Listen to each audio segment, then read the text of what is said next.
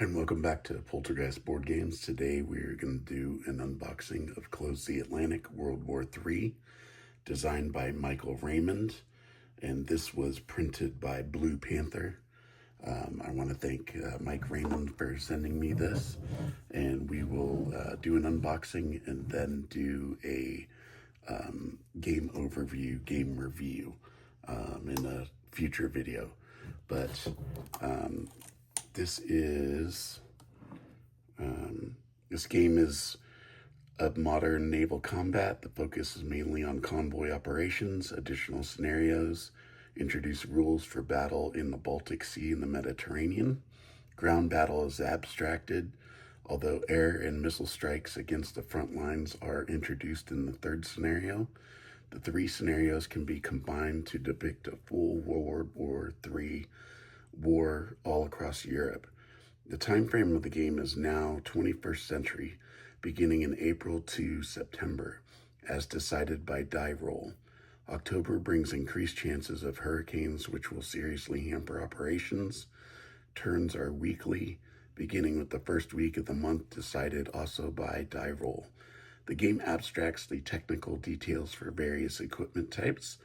Counters represent one unit, like a submarine, or many up to 100 aircraft, or a group of ships. Numeric counters are provided to slip under counters to indicate the count during engagements. For instance, a count of missiles fired. There is no need to know or look up details of the weapons and units in play. Play as either the NATO commander or the Russian one. Front lines in Europe move eastward if NATO can bring supplies to European ports. Lines move westward to the Atlantic if the convoys can be stopped. So this is solitaire rules included. Complexity is a 4 out of 10, 1 to 4 players. Play time 6 to 10 hours. Map scale is abstract. All right, so let's open this and get going. All right, first off, we have sheets of counters.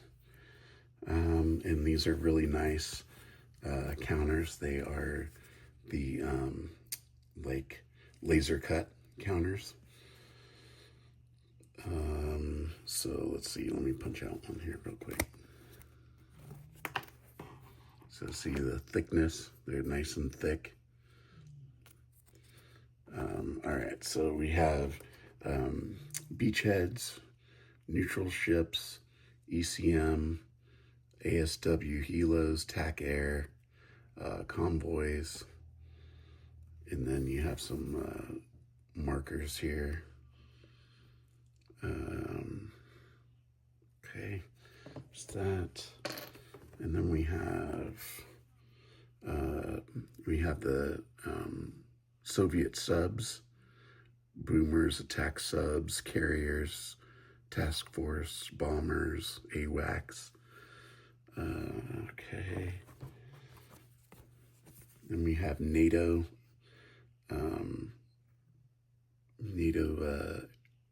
convoys and subs, aircraft.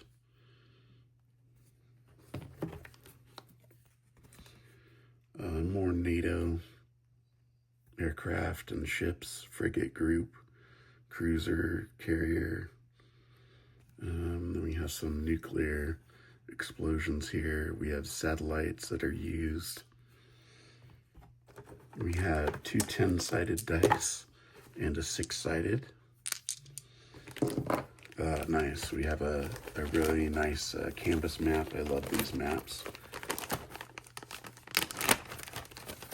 Follow my channel and you know that Historic Wings does these for his games.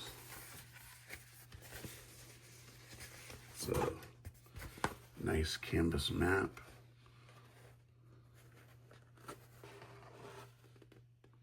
With all the different sea zones in there.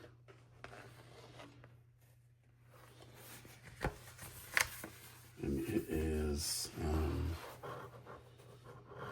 I think it's 22 by 30. Let me just double check what it says on the back. 22 by 28. Close. Then we have our rule book.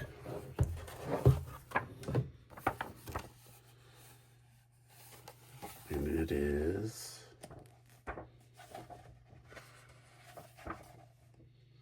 42 pages with the back cover. Oh, 44 pages with the back cover. We'll go over that in a minute.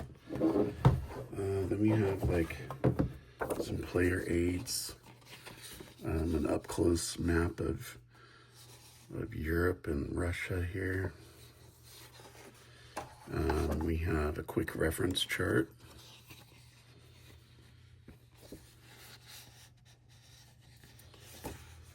And these are a nice thick cardstock, glossy cardstock, which is nice. Submarines. So we have detailed sequence of play. So you start with the weather phase, satellite intel phase, operations phase, convoy operations phase, supply phase, NATO points phase, FIBA movement phase, and end of turn. So a lot of phases there. Victory point. Another short little summary of game phases here. A special note on helicopters. So that's those. Let's check out the rule book real quick.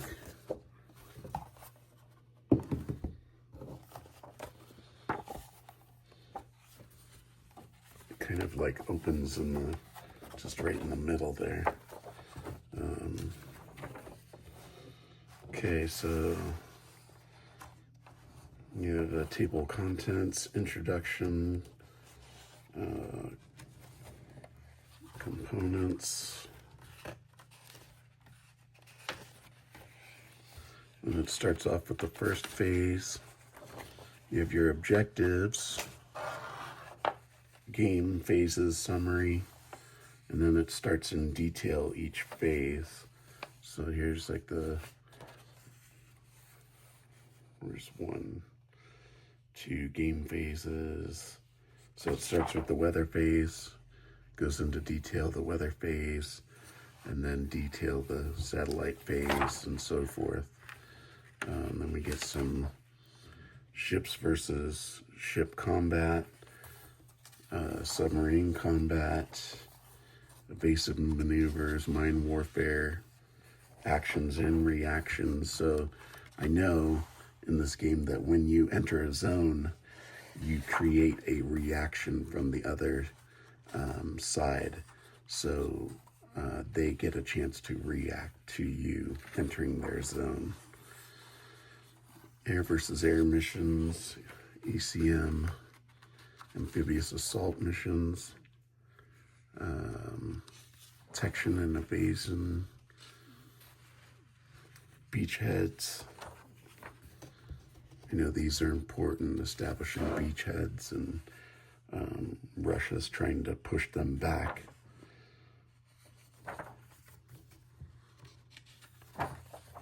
Nuclear weapons, that's like the last resort. Nuclear war, victory points, how those are scored. What else we got here? This is scenario 1. Starting scenario 1. At the time frame, you roll 1d6 each turn for the weather. Your counter placement, you're going to be placing neutral merchant ships out there.